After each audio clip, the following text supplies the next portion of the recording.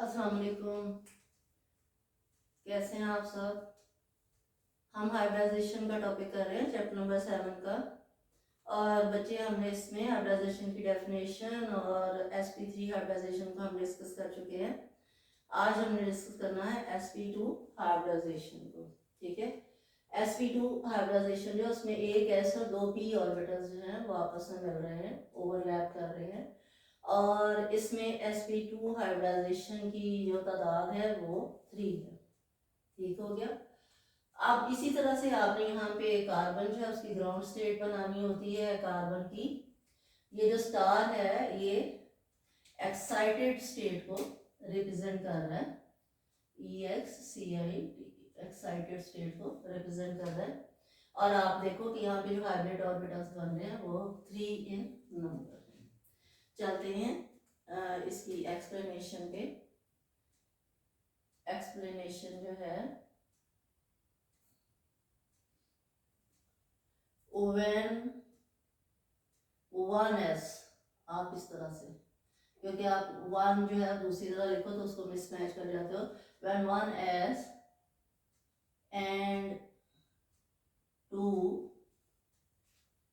p atomic orbitals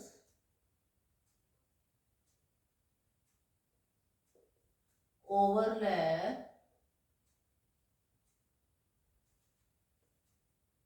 they form 3 sp2 hybrid orbitals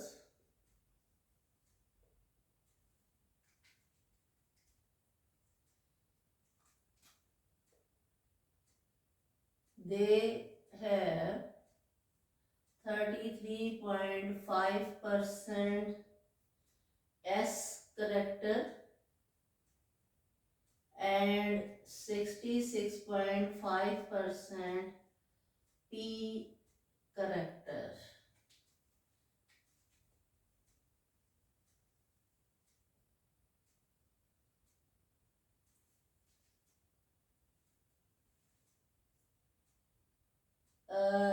They form triangular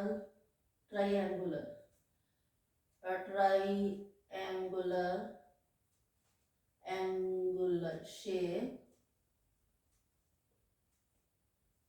Angle will be of 120 degree. In this hybridization, both sigma and pi bonds are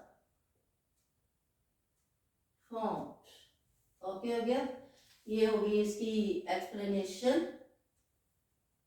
अब यहाँ पे बेटा हमने जो है S और P को अगेन इसमें एक S, इसका X हो गया, ये Y हो गया, ये Z हो गया क्योंकि ये स्फेरिकल है। ये आपके पास हो गया S ऑर्बिटल। और हमने कहा कि ये दो P ऑर्बिटल्स के साथ मिलकर जो के होंगे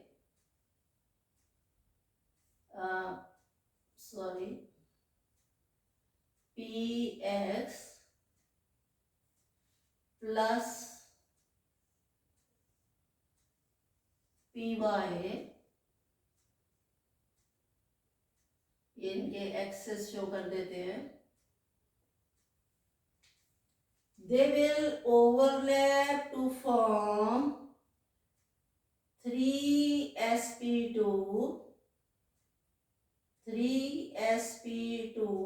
hybrid orbital having same shape and same energy, having different shapes and different energy, and they will arrange as triangular form. ठीक है, आपकी बुक्स में ये थोड़ा सा स्मॉल लूप जो है वो दिखा दिया गया है।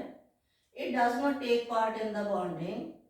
अगर अब आप देखो तो आपके पास जो है ये ट्राइएंगुलर शेप है और इसमें ये जो एंगल है दैट इज ऑफ 120 डिग्री। ये आपके पास हो गई sp3 की जो है वो सारी एक्सप्लेनेशन। अब हम आते हैं इसी तरह से, आप जब एग्जाम्पल डिस्कस करोगे तो आप ये शो करोगे, आप देखो कि इसमें जो हाइब्रिड ऑर्बिटल्स हैं वो 3 बन रहे हैं, sp2 एंड द sp2। इसमें जो हमने एग्जाम्पल डिस्कस करनी है वो इथीन की है। इथीन जो है वो C2H4 उसका मॉलिक्यूलर फार्मूला है। जब आप उसकी बॉन्ड डायग्राम बनाते हो तो आप उसको इस तरह से शो करते हो, ठीक है। और ये सिग्मा बॉन्ड है, ये पाई बॉन्ड है। आप देखिए बेटा कि यहाँ पे अगर आप देखो तो ये ट्राइएंगुलर फॉर्म में ही स्टे किए हुए हैं। It is called bond diagram, bond diagram, ठीक है।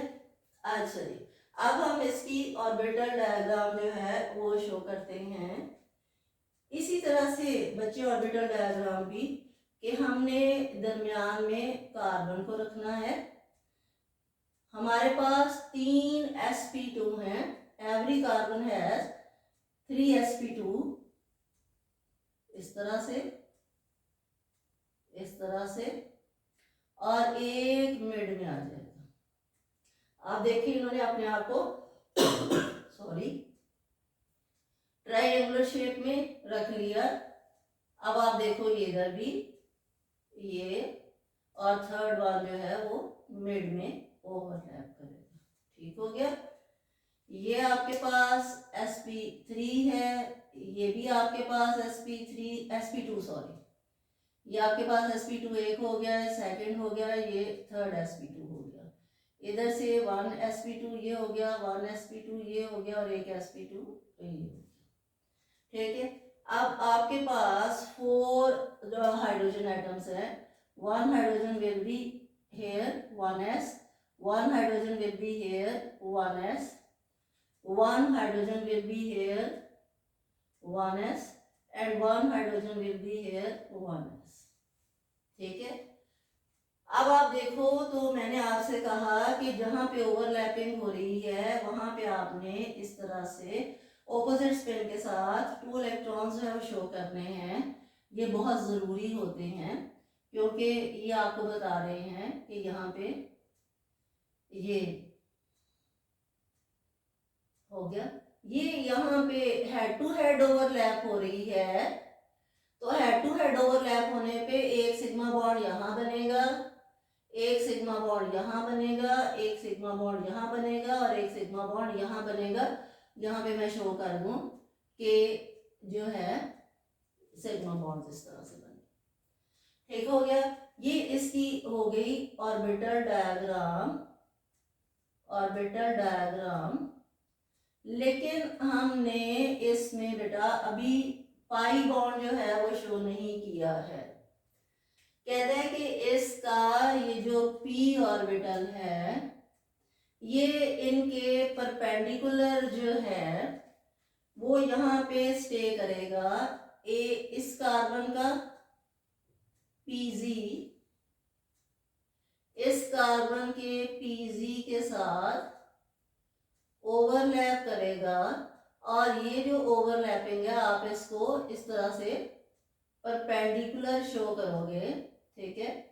आप इसको परपेंडिकुलर शो करोगे तो परपेंडिकुलर ओवरलैप जो है इट फॉर्म्स पाई बॉन्ड।